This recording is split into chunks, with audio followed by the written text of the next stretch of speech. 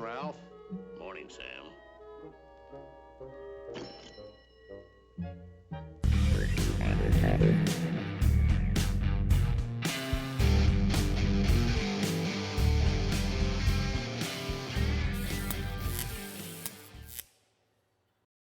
Hey, everybody. Welcome back to Morning Sam, Morning Ralph, the podcast for restaurant technology professionals.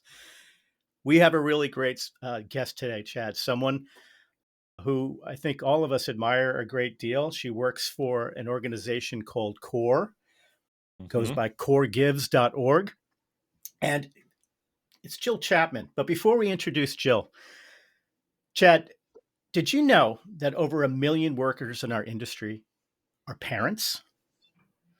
I've never thought about it in those terms, but that makes sense. Yeah, exactly. Like restaurant employees are also parents.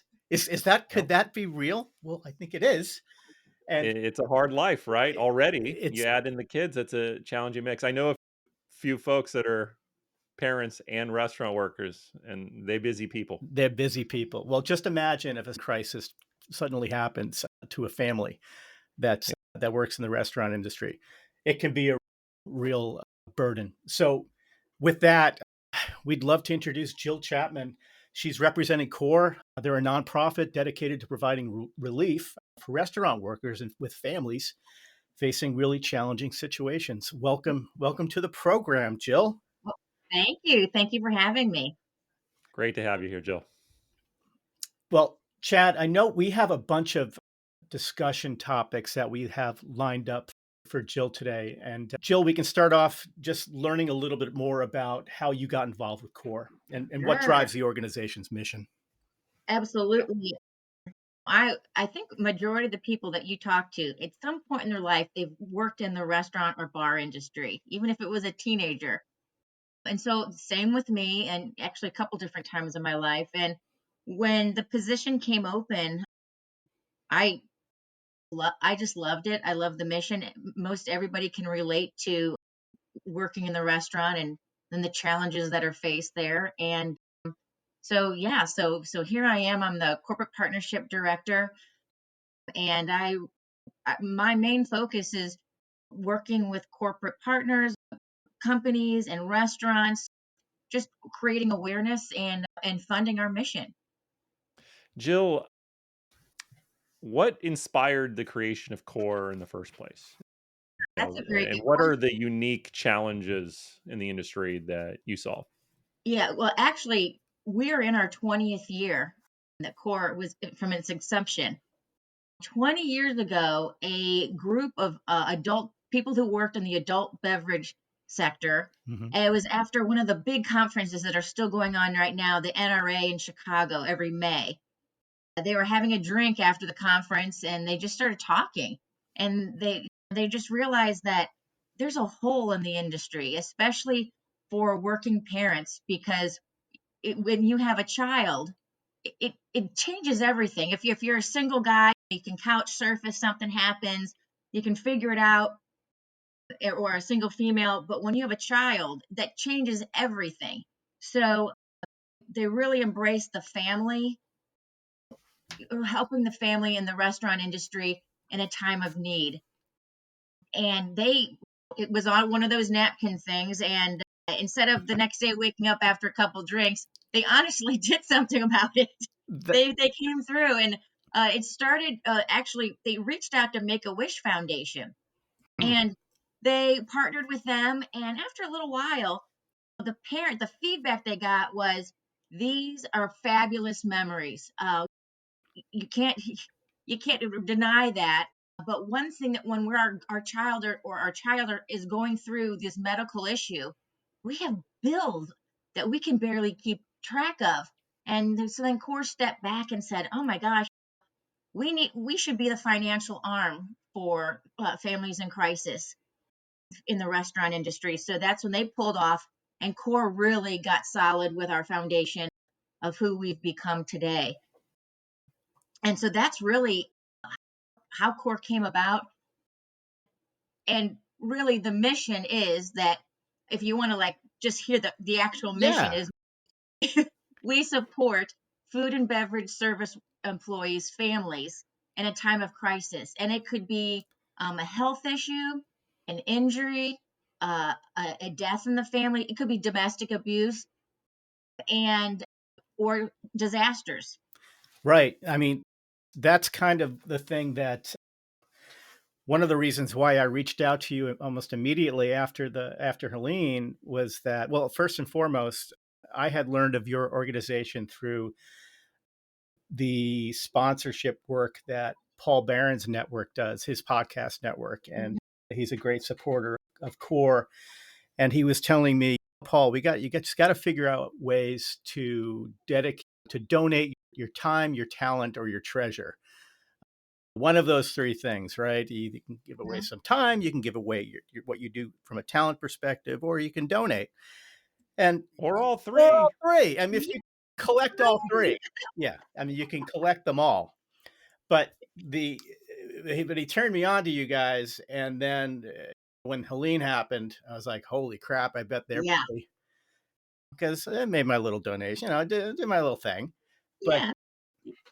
it's what kind of response did you get after never mind the first hurricane, but then the second one? I mean, was it Yeah. a crazy time there? I know. Yeah, yeah, absolutely. There was a major uptick in our grant applications, and in each state we saw a different amount of grant applications come in because it's all awareness. We, the Florida Restaurant Association, we're partnered really well with CORE. The people that are their membership, who are members of the Florida Restaurant Association, they know about CORE. They put out information regularly, and when a disaster or hurricane happens, we immediately reach out to them and say, hey, here's a pre-written email, get it out to your people, we're here. And so we received a lot from Florida. And again, we've got Georgia and North Carolina and East Tennessee.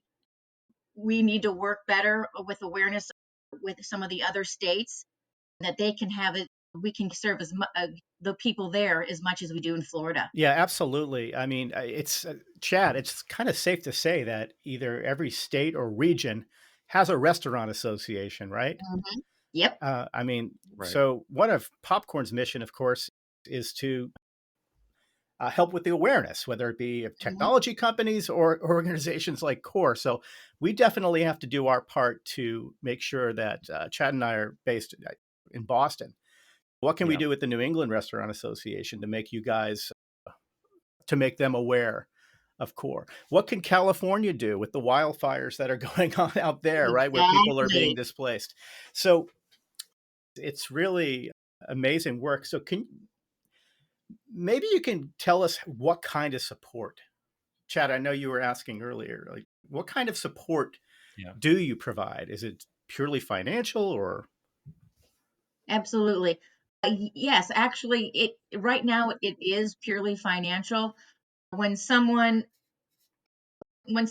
is needing help, when it's an injury or a natural disaster, I mean, helping them with funds to pay their mortgage. I mean, really, what we help with is mortgage or rent, utilities. It could be a medical device. The help we give is not a cookie cutter. It is per person, per case by case basis. I mean, for example, if we're going to help someone with their mortgage or rent in California, it's going to be a lot different than in Alabama. So we just kind of look at each case that comes in individually. And so financially, that is our biggest thing right now. And maybe as we grow, things might change. But right now, when someone is in a crisis and they've got to pay their rent because they could be evicted, that's where we come in and say that they need financial help, period. Jill, that's fantastic. And I know if one of our goals is awareness, people latch on to stories. So could you tell a story of an example of a real family, right, that CORE has helped and the difference that support made in their lives? Yes, absolutely. There is one not too long ago, I'd say probably in the last month. It was this single mom, and she had a son who was autistic. So he may have been in 6th grade, but was really at a 3rd grade level. So couldn't really do much on his own yet. And she had stage 4 cancer. She had been going through the chemotherapy and radiation for quite a while and wasn't able to work. And she had said, she wrote to us and applied for a grant. And she literally said, I've got 2 weeks before the eviction process is starting. And I told my landlord, okay, I'm either going to be able to figure out a way to pay you, or I'm going to stop my chemotherapy and go back to work. But she'd hate to lose all the work that she did going through all that radiation and it to stop to pay rent, Yeah. just Yeah. so her son and her could have somewhere to live. And you just sit there. I thought to myself, well, how can you make a decision like that? Yeah, I'm going to go back to work and work my shifts, but before taking care of my body where I could die. I'm going to stop chemotherapy and radiation so I can work a couple more hours this week to pay my rent. So of course she got a grant from CORE, so they had a roof over their head for a period of time. And we also know other places she could apply to. When our grant runs out, we can help with other places she can apply to help for her for a little bit Oh, longer. that's great. So that support system is not just there. You're not just like writing a check and saying best of luck. There's also I want to learn a little bit more about how you're working with these folks. But before we do that, maybe you can tell us, how does somebody apply for a grant? Is it Sure. simple as going to your website or? Mhm. Yes, absolutely. When you first go on our website, you'll see a button that just says apply. And then when you hit that, it'll kind of give you some criteria to make sure that you do fit the criteria before you go further into the grant process. But which is you have to have a dependent child in your household. Someone in the family must work as a service worker in the food and beverage industry. And then one of the qualifying circumstances, the the in the injury, health issue, natural disaster, one of those type of things. And then once you do, you can apply, and then we'll have a caseworker, one of our grant caseworkers, look at your application and give you a call and just kind of verify and talk through. We really feel that phone call and getting that personal touch is really important, because not only do we just call and get the facts and make sure everything Sure. checks out right, but we care. Yeah. And when we have our grant people call, they've been through so many stories, and it's heartbreaking actually. And so they really just give them hope. And if for some odd reason we can't help them, we find other ways that we can try to help support them or turn them on to another place that might be able to, help them if we can't. But if they go through the process and they do get a grant from CORE, within probably 3 to 6 weeks, they'll have a check. And we've streamlined our process. So obviously these days you can ACH payments, we can get it right to your mortgage company. And CORE is actually, we are the gold seal, standard seal from Candid. And what Candid is, Mm. it's a place where nonprofits can put all their financials every year through, and it's for nonprofits, and it just shows transparency. So you can see where our dollars are going. And we've earned it, and the gold seal is really earned by only 2% of nonprofits out there. And so we're one of them. So we're really proud of that. That just means when we're talking with sponsors and partners, that they know that their dollars are being used appropriately with that. That's huge. That's fantastic because I mean, Chad, I don't know about you, but that is always a concern. You try to be charitable and you want to help and you want to make a difference, but you also want to make sure that wherever you're sending your money is Yeah. going, the vast majority of it is helping, right? Yeah. So that's excellent. The gold And standard. related to that, right? And so, right, you can only do as much good as you have resources and finances Mhm. to do it, right? So, Mhm. we believe in the core mission, right? But beyond just awareness, what are the challenges core runs up against in terms of getting support for its mission and that involvement? Sure. I think, well, with us, and I'm sure with all nonprofits, you don't want to have more money than you're giving out. You don't want to give out more money than you have. So we've got Yeah. that financial balance is what we're always striving for. And so obviously, there's two things because there's two sides of us, one the financial and one the granting side. The granting side is always to keep streamlined so we can help people quickly and get through as many applications as possible, as quick as possible, but also making sure that who is receiving our money, the dollars, are legitimate people. So you know what I mean? So there's people who might try to say, oh, I'm sick, I'm ill, I've got something. Right. So we have to kind of make sure that the dollars are getting in the right hands and spent appropriately. And then on the fundraising side, the challenge is obviously raising the funds. Anytime there's an issue and economically with anybody out there, the first thing is going to get cut is the charity, so, or they pull back the funding. I get it. That's the way things roll.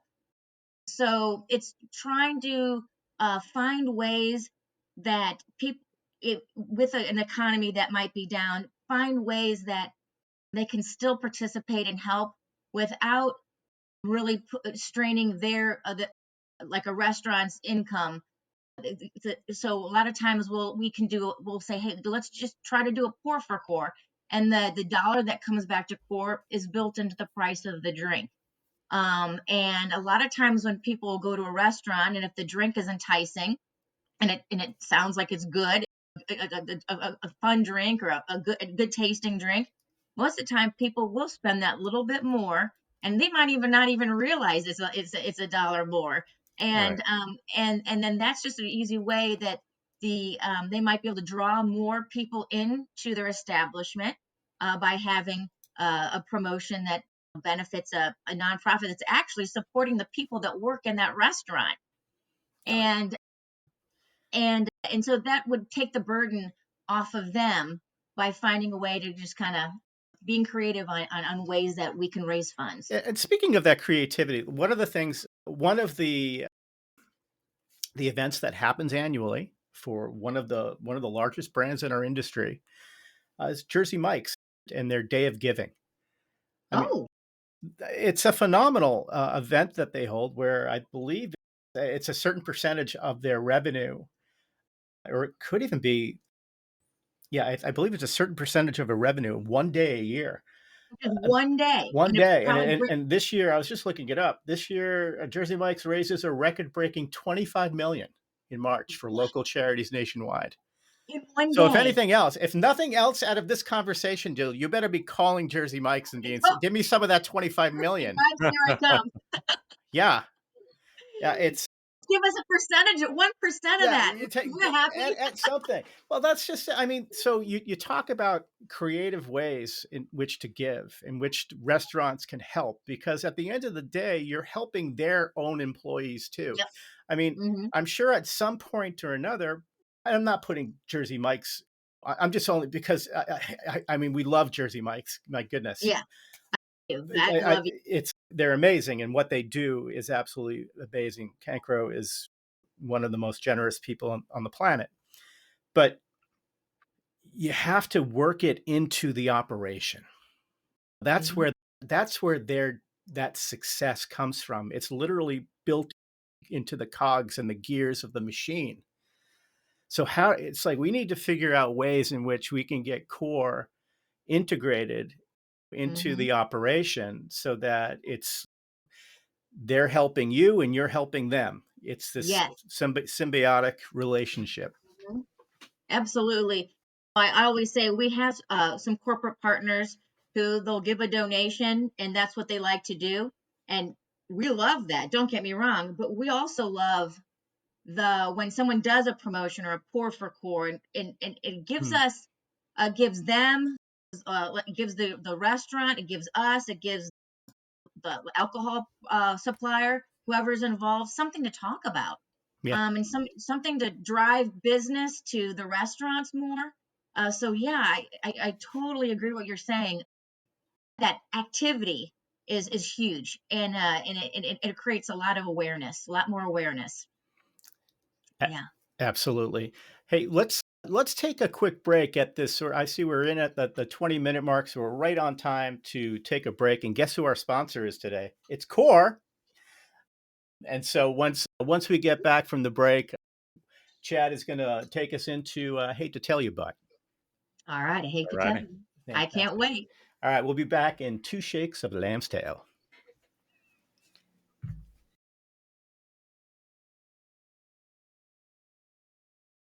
Hey guys, welcome back. All right, everybody, we're back. We're still with Jill Chapman of Core Gives, and we have a question for you, Jill. Everybody, right, who's been in this business for any length of time has heard some misconceptions about something.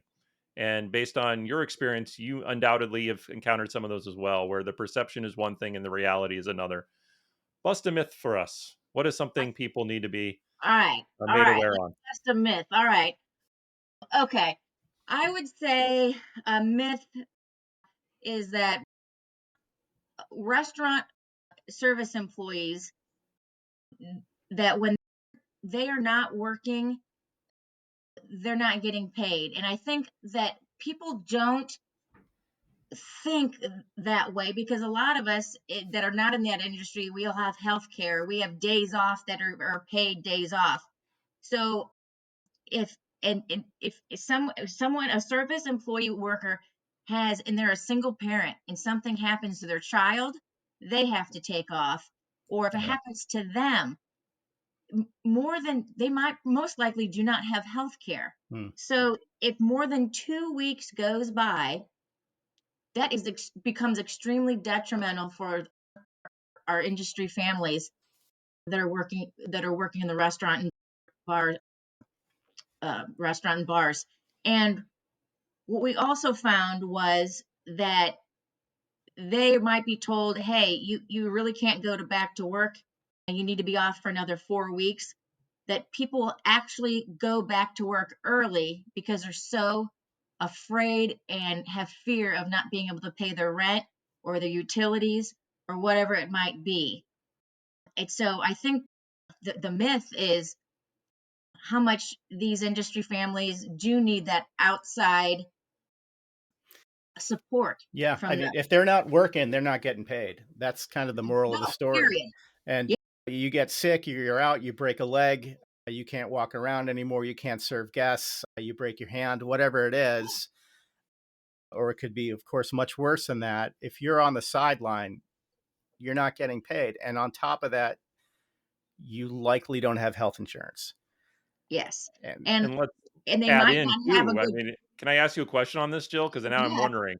Yeah. If somebody's coming back to work, they're feeling the pressure to come back to work for financial reasons before they should, are they impairing their ability to recover from a health situation and setting themselves up for even longer term failure? Yep, absolutely. Absolutely. Yeah, this is it's kind of this is a group of people that you hear, this is paycheck to paycheck for a lot of them, right? Yeah, and I was about to say that they probably don't have a lot of backup, right, to supplement that time that they're out. Yeah. Just going a second off script here, and what are you looking forward to perhaps in the next administration that could help restaurant employees? What we're understanding from the restaurants is, because everything is so expensive right now to do, preparing a meal in a restaurant, the food to purchase is so much higher. So you have to put a bigger price on to cover their costs. But then in turn, the people coming to the restaurant can't afford that anymore. So if the economy can get better, it will just steamroll, because then they can lower their prices, more people can go out, and then it's just everyone prospers. Right. More hours to work, more steady business. The restaurant operators, owners and operators are now feeling a lot more comfortable with setting hours. And clearly the economy needs to head in the right direction. Yep. Yeah. That'll help a lot. Yeah. What are Core's goals or initiatives for the next year? One thing we're going to do is we are going to add a staff member because we want to start doing more events. There's a lot of people that do events for Core and that will receive donations from it, but we actually want to put on our own possible golf tournament or just different things, galas or dinners, because we think that's really important. So we're going to branch into doing more of our own events. I think that's a great idea. And as a matter of fact, I'm wondering about our own industry and industry organizations and how and what are you working with the National Restaurant Association? Are you working with other industry associations to have a presence in to That's create so that funny because awareness? talking about that. There's some that we have good relationships with, but we need to get better. We need to have more of those. There's one in every state, multiple in every state, and then the national. And we do have presence there, but we need to be stronger. Yeah, I'm thinking that perhaps just putting on the marketing cap for a second here and wondering if that new staff person can be dedicated a little bit more to supporting these, whether it be state restaurant associations or regional restaurant associations, with when these events happen, setting up a booth Yep. and just boots on the ground, Absolutely. right? It's boots on the ground there Mm-hmm. and creating that awareness that way. 'Cause that's And you're often, absolutely right. yeah, And by having that additional person, it kind of gives us the staff that exists right now a little bit more time to get more out there. So we're definitely in growth mode. So it's very exciting. And in the state restaurants and national restaurants, almost here we come. You're all going to know about us very soon. better believe it. Yeah. So Chad, this has been a great conversation. And without question, I've learned a lot more about Core Gives, and I hope that our audience has too. Jill, maybe you can tell the audience where they can find you, where they can find Core, how they can make a difference. Absolutely. You can go right to our website, coregives.org. And to be a partner to help with fundraising, there's like a button for that. And to apply, there's a button for that. It'll take you to the right direction that you need to be in. But honestly, to keep our mission alive, if anyone would love to do a fundraiser, a pour for Core, there's people who there's a gentleman had his kids and they did a lemonade stand, and they did dollars. I mean, anything is helpful and it's great. And then obviously companies that support suppliers that support the restaurant industry, you become great partners. It's very meaningful to the restaurants that they're selling their product to know that they're supporting their employees. Most definitely. You know what? I got to tell you, I'm going to say this out loud. I love the pour for Core concept. Yep. That is cool. Chad, how many local breweries should do a pour for Core? I There mean, we go. that would be killer. And there's so many over here. Yeah, exactly. I'm just thinking like in our own like neighborhood, how many craft breweries are out there that can do a promotion like that? That would absolutely, I think, benefit from it as well.